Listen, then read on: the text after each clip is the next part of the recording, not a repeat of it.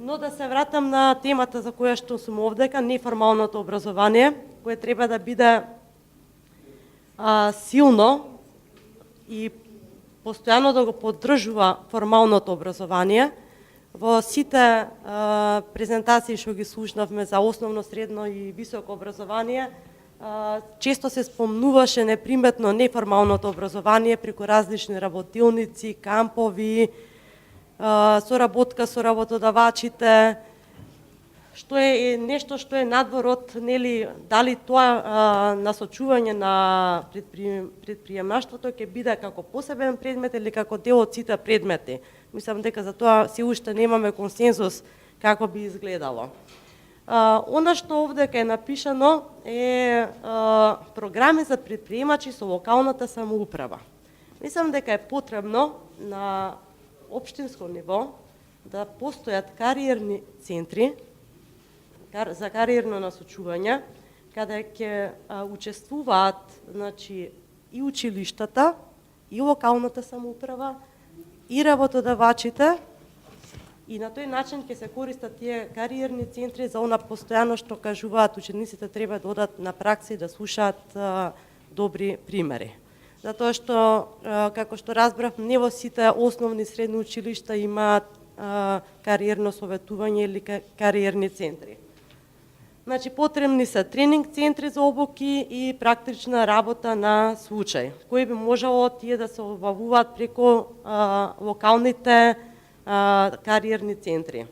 Потребни се, значи, центри за предприемништво и отпочнување на бизнис, кои исто така се добро да бидат во силна спрега со овие центри и би било добро да бидат исто така на локално ниво и да ги обединуваат сите училишта што се на таа општина.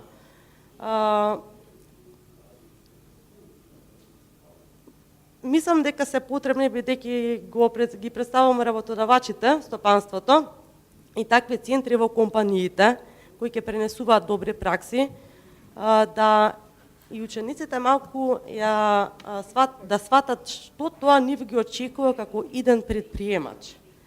Значи, тука се произлегуваат тие заеднички проекти со стопанството, соработката помеѓу образованието и стопанството, а и верувам дека тука и Агенцијата за вработување би била во добра корелација во оваа соработка. Спомнав што ме очекува како иден предприемач. Значи, едно е да се развива што е тоа на креативно размислување, развивање на способности, а друго е она што тоа лице го чека во реалниот свет, обкружувањето. Значи, јас како иден предприемач треба да знам кои обврски ги имам, кои даноци ме чекаат, кои инспекции ме чекаат, кое книговодство, тоа се све пари. Во еден момент кога ќе отворите фирма, одма за еден месец ќе ви стигне радиодифузна такса, а се уште не сте почнале да остварувате профит. Значи, мора да се покрај развојот, значи, на размислувањето како иден предприемач, мора да се прикаже и реалноста во вистинскиот свет. Имам запишано овдека развивање на самоиницијативност од учесниците, иновација и пракса, флексибилност на промени. Тука се во неформалното образование, значи, медиумите, промоцијата, семејството, финансирање на регионални проекти од Европска унија. Во овој домен претпоставувам дека преку нивното искуство да ги добиеме знаењата. Предприемнички кампови и како последно е ставив праксата, бидејќи скоро од сите беше спомната и од основно и средно од високо образование, што мислам дека е многу битно прашање, но многу тешко остварливо. Со професорот Поленаковиќ сме во таа работна група во Министерството за труд и социјална политика, која работи на тоа како се повеќе учениците да посетуваат пракса. Само ќе ви кажам еден сув податок. 90% од компаниите во Македонија се со 9 вработени. 0,5% од нив се големи компании над 250 вработени. Нели, најголемиот дел од компаниите се сконцентрирани во Скопје.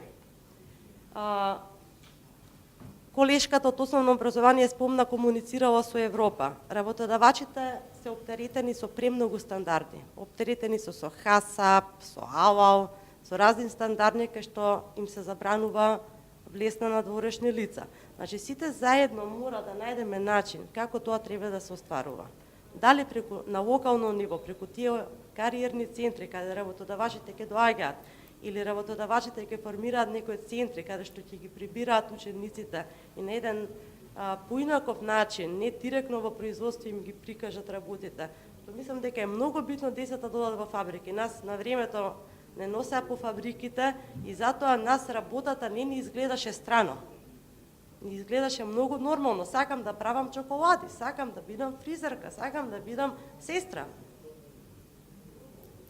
Баш ради тоа што ние имавме шансата да влеземе во фабриките, но сега мора да ги разбереме работодавачите дека тие се оптеретени со премногу стандарди, оптеретени се со премногу трошоци за практична настава. Ако прими ученици за да се направи еден профил на прозор, тоа е трошок за него. Значи мора да размислуваме и на некои субвенции кон работодавачите.